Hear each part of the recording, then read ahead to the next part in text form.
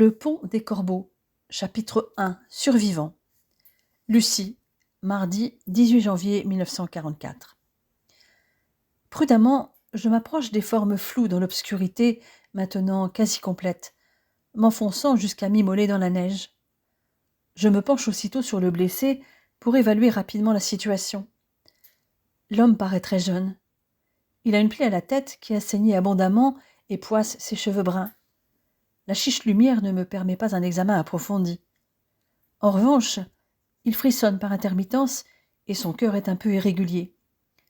Il est glacé. Je sors une petite lampe de poche à pile pour observer les pupilles de l'homme et constate avec soulagement qu'elles sont réactives mais légèrement dilatées, signant une commotion cérébrale. C'est sans doute le choc à la tête qui lui a fait perdre connaissance, dis-je en relevant la tête, pendant que Grizzly lui lèche les mains. L'urgence, c'est de l'emmener à l'abri du froid. Oui, c'est bien, mon chien. Tu as fait du bon boulot en le trouvant et en le maintenant le plus possible à l'abri du blizzard. Comme il a été éjecté, il peut avoir d'autres blessures, des fractures. Il va falloir le mobiliser avec précaution. Je vais le tourner vers moi doucement et vous allez glisser la couverture dans son dos pour l'enrouler dedans. Arsène et Louis étalent la couverture à demi roulée sur toute la longueur, selon mes consignes. Puis je refais basculer tout doucement le blessé sur le dos. Lorsque je touche son épaule droite, il laisse échapper un gémissement. J'ai l'impression qu'il doit y avoir quelque chose à l'épaule, marmonnai-je. Je récupère l'autre extrémité de la couverture et recouvre le jeune homme des deux pans, prenant bien garde à couvrir ses deux mains. Je me positionne à la tête pendant que mon père et Louis gèrent l'un le milieu du corps, l'autre les jambes. La couverture, bien tendue sous le blessé, maintient son corps bien droit et facilite son transfert sur le brancard. C'est bon, conclus-je quand l'homme est sanglé sur la civière. On l'emmène chez toi, Louis, ton chalet le plus proche. C'est parti, répond le guide. Nous reviendrons demain matin pour les corps des deux autres. Le cortège prend le chemin du retour vers le hameau tout proche, précédé par Grizzly, dont la queue haute, fouettant l'air glacial, manifeste sa joie du devoir accompli. Franceline nous attend avec des boissons chaudes. Je demande aux hommes de déposer le blessé au fond de la pièce. Tu ne veux pas qu'on le mette sur un lit, propose la femme de Louis. Non, merci, Franceline, c'est gentil, mais tant que je n'en sais pas plus sur l'étendue des dégâts, je préfère qu'il reste sur un plan dur. Il faut surtout que sa température corporelle remonte, mais là aussi, tout doucement. Si elle remontait trop vite, ça pourrait le tuer. Tiens, vois ça, tu as l'air frigorifiée, ma belle. Merci, réponds-je. Je vais avoir besoin de beaucoup de lumière pour bien l'examiner. Mon souhait est exaucé prestement, car à peine une minute plus tard, pas moins de 3 lampes à pétrole sont à ma disposition. Je bois rapidement mon infusion et réexamine les pupilles de mon patient. Pas de changement. En revanche, je remarque qu'il a de magnifiques yeux bleus.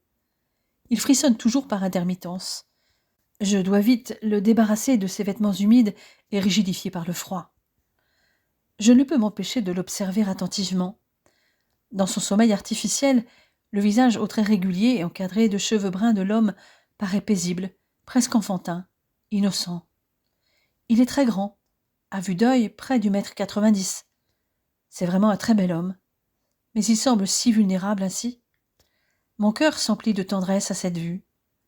Je me secoue, repoussant ce sentiment envers un inconnu, si beau soit-il. Je commence par le débarrasser de sa veste, de sa chemise et de son maillot de corps, avec délicatesse, finissant à chaque fois par le bras droit, me souvenant du gémissement qu'il a émis lorsque j'avais touché son épaule de ce côté. J'ai confirmation de mon hypothèse diagnostique lorsque je vois la légère déformation de l'articulation. C'est bien ce que je pensais. Il y a certainement une fracture, dis-je.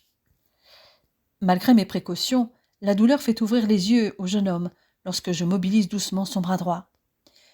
Il émet un grognement et marmonne quelque chose d'incompréhensible, tentant vainement d'ébaucher un mouvement pour se soustraire à la douleur. Je positionne le membre de manière à ce que la main droite repose sur la clavicule opposée, puis le recouvre d'une couverture.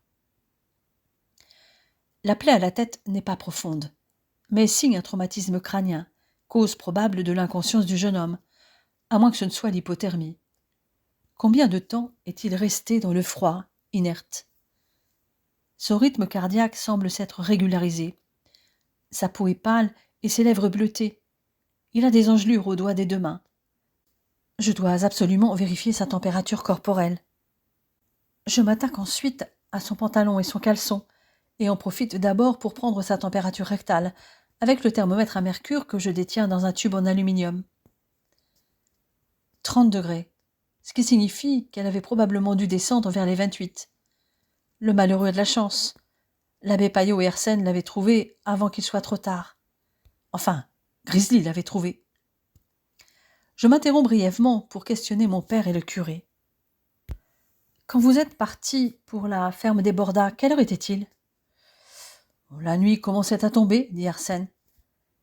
Il devait être 17 heures à peu près. La voiture n'était pas là, sinon Grizzly aurait réagi, et nous sommes repartis de la ferme un peu après 19 heures. Donc, il est resté au maximum 2 heures exposé au froid. Ça suffit à expliquer son hypothermie, murmurai-je. En temps normal, le chien entend la moindre voiture à 800 mètres. Avec la tempête, admettons qu'il n'entende qu'à 400 mètres. Ça veut dire que nous étions chez les Bordas quand l'accident est arrivé.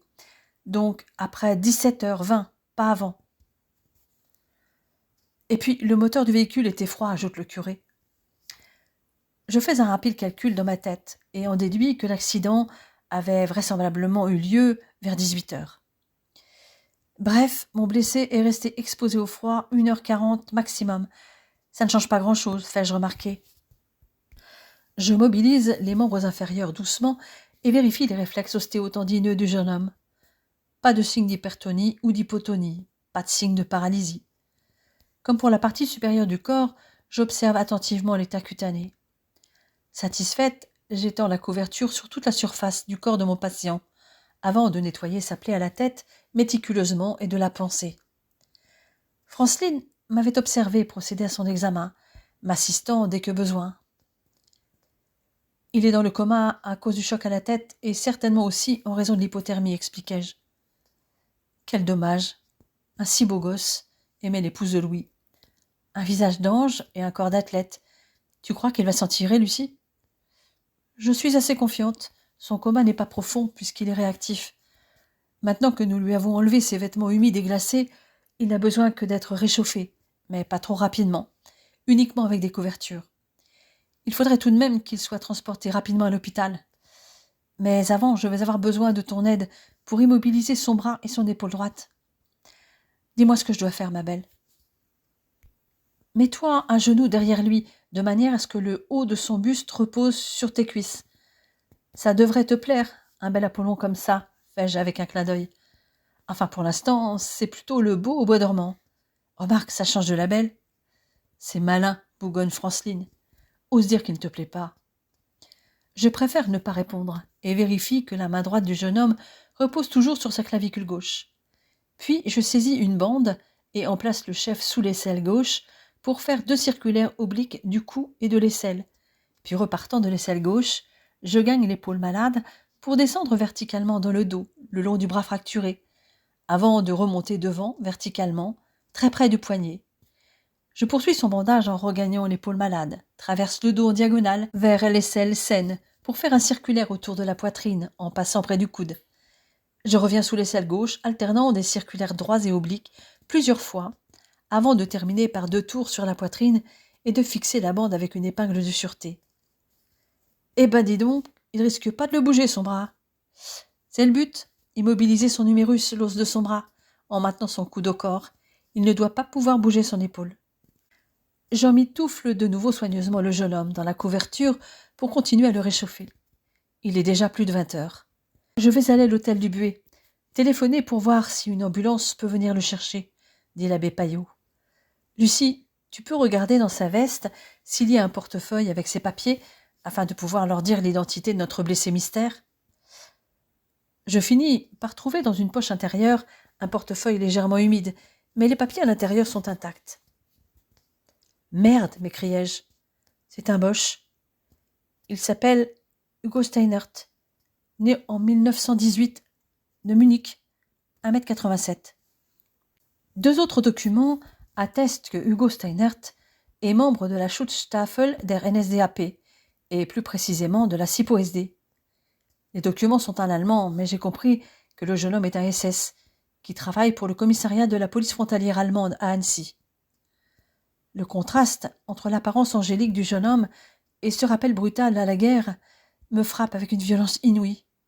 Sous ce masque de sérénité, il y a en réalité un être capable des pires atrocités. Le cœur serré, je passe les papiers au curé. « Attends, il y a une enveloppe qui est tombée, fait Franceline. » Cette dernière la ramasse et me l'attend. L'enveloppe a été postée à Munich. J'en sors la lettre sans réfléchir. C'est bizarre, la lettre est en français. Elle vient de sa mère. Eh oui, Lucie, même les SS ont une mère, fait le curé. Le père Paillot me regarde bizarrement. J'ai dû pâlir soudainement lorsque j'ai découvert qui est l'inconnu. Il a dû repérer que cela m'a choqué. Sans réfléchir, je me mets à lire la missive d'une voix tremblante. « Mon fils chéri, j'ai appris que tu avais été nommé à Annecy, dans ma région natale. Tu verras, les montagnes sont belles, aussi belles qu'en Bavière. Sois prudent, mon chéri. Personne ne doit deviner ta vraie mission. Joseph Müller, qui a été arrêté en avril l'année dernière, va bientôt être jugé, vraisemblablement au début mars. Quant au père Mayer, il est toujours tenu au secret, à l'abbaye bénédictine d'Étal. J'ai pu avoir de ses nouvelles par sa famille, qui seule a le droit de le voir. Sa santé n'est guère florissante. En cas de danger, n'essaie pas de joindre Hans. Il n'est plus en poste à Zurich, et l'Abwehr est dans le collimateur. Comme interlocuteur, tu n'as plus que le révérend Leiber pour te confesser. Il reste ta ressource privilégiée, puisqu'il était l'intermédiaire entre Joseph et son éminence le cardinal Pacelli. J'ai du mal à l'appeler autrement. Mais aussi avec Monsieur T. Tu peux aussi joindre le père Muckermann à Montreux. Il est en relation avec qui tu sais. Mais là où tu es en poste, la frontière toute proche peut te mener directement à Berne. Contacte Annie. Elle te précisera à qui t'adresser sans risque. Quoi qu'il arrive, agis selon ta conscience. Je suis fière de toi. Ta sœur Ingrid ne l'est pas moins, et avec toute sa congrégation, elle prie chaque jour pour toi et pour toutes les personnes qui vivent dans la terreur parce qu'elles ne sont pas conformes à certains critères. Prends soin de toi. Ta mère qui t'aime. Je ne sais plus quoi penser. Personne ne doit deviner la vraie mission de ce jeune homme. Qu'est-ce que cela signifie ?